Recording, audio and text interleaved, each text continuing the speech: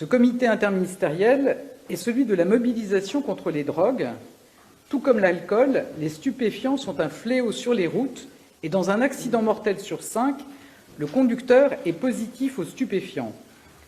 Nous devons donc être intraitables avec les consommateurs de drogue et sanctionner plus sévèrement les conduites addictives au volant.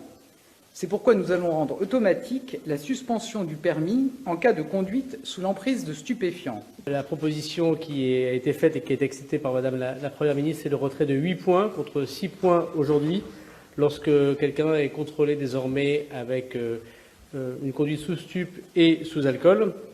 Deuxièmement, en effet, une suspension obligatoire par le préfet du département, qui va de 6 mois à 1 an, sur quelqu'un conduit sous stupéfiant.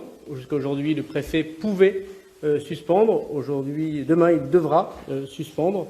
Et puis, troisièmement, l'immobilisation du véhicule pour tous ceux qui conduisent sous stupéfiants. Donc ça, c'est un acte, évidemment, d'action administrative. Le garde des Sceaux reviendra, s'il le souhaite, sur le fonctionnement judiciaire de cette suite d'immobilisation de véhicules. S'agissant de la confiscation des véhicules, il y a un volet administratif dont le ministre de l'Intérieur et des Outre-mer vient de parler, à savoir que l'on pourra saisir le véhicule, mais en cas de stupéfiants et d'alcool, prise d'alcool et de stupéfiants, le tribunal pourra confisquer le véhicule. Et vous faites bien la différence entre la saisie et la confiscation.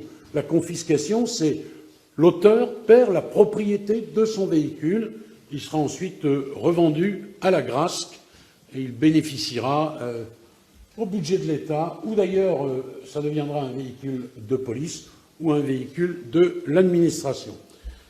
Stage obligatoire également en cas de conduite sous stupéfiants. Stage obligatoire, c'est une peine complémentaire obligatoire que nous mettons en place.